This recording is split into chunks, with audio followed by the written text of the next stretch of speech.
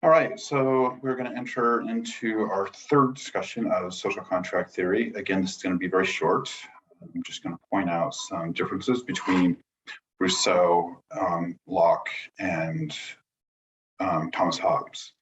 So today's focus will therefore be on Rousseau.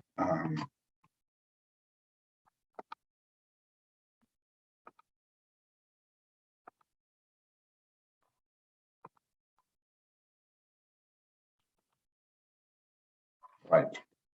So the image here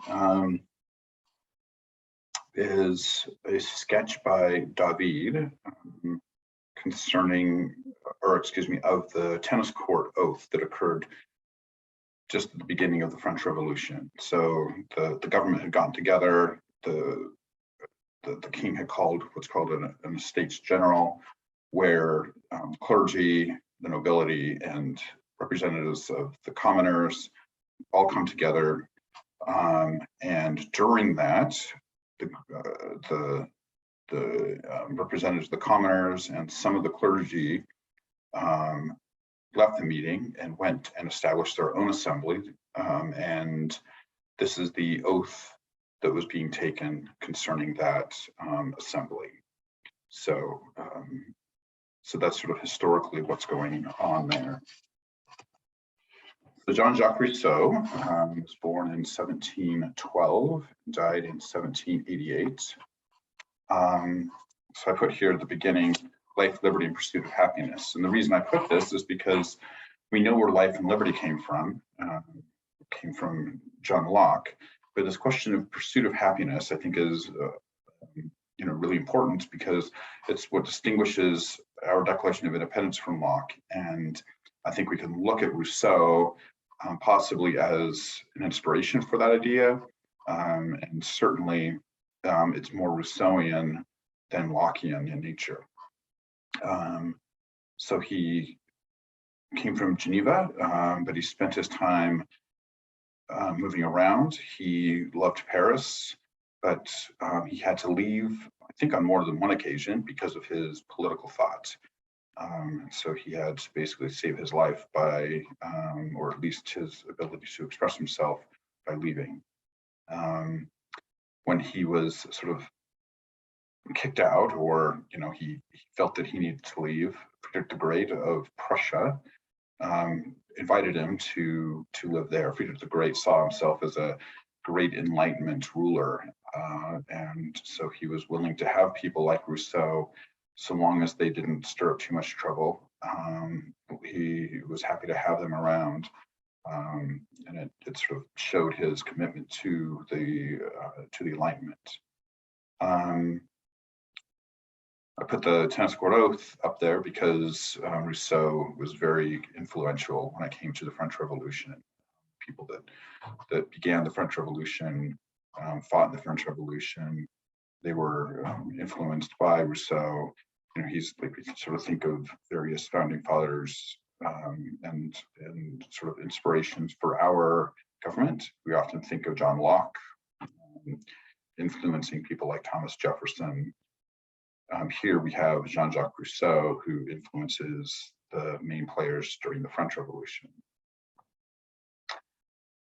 He believed that we're most happy in the state of nature, and we'll talk about that in just a minute. And that when we enter into a government, the best kind of government is a city-state, where direct democracy is possible. So you can kind of think of ancient Athens as sort of the quintessential democracy for somebody like Rousseau. It was very important, obviously, for French history, and because of that, he was interred at the Pantheon. So if you're ever in France, you can go and visit Mr. Rousseau there. So what about his views of social contract?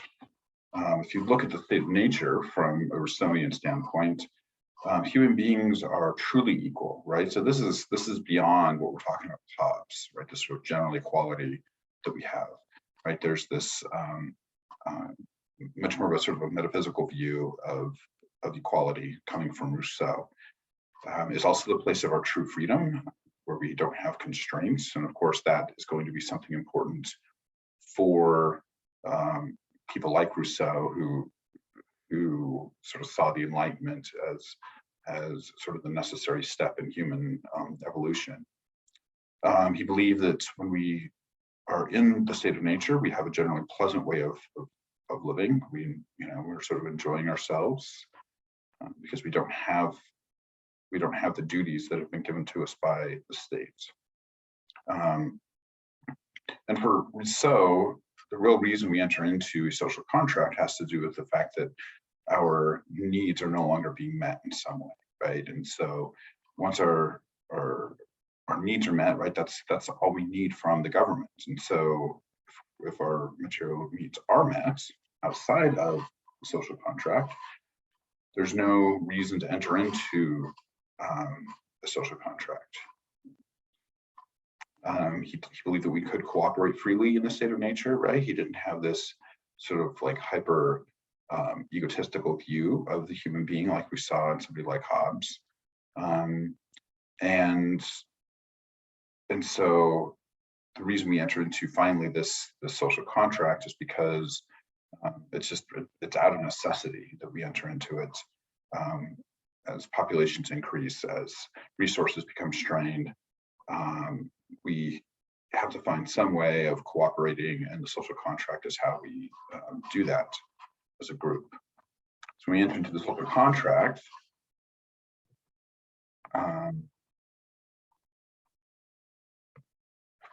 We enter into it so we can still exist in a free and equal way, right? And so that's the point, is that when those things become lost, when we lose out on our freedom and our equality, we enter into the social contract to gain those things back.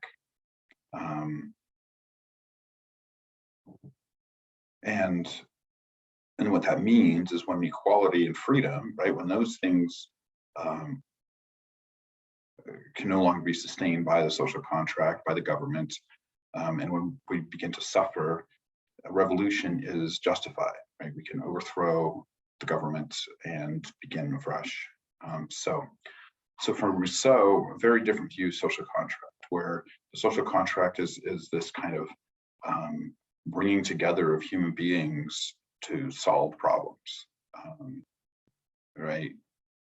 In a sense, that's true for Hobbes and Locke as well, but the Rousseauian view of social contract is much more sort of proactive, and I think a lot of the reason is because it's not purely this sort of fear of the other person coming to take our stuff, right? That's not what it's about, but it's a way of all of us to sort of get together and ensure that all of our needs are met. And so that means if inequality arises, and we're talking about basic material inequality, if that arises, that means that the government's not functioning properly. If we can't get the government working better again, we need to establish a new government.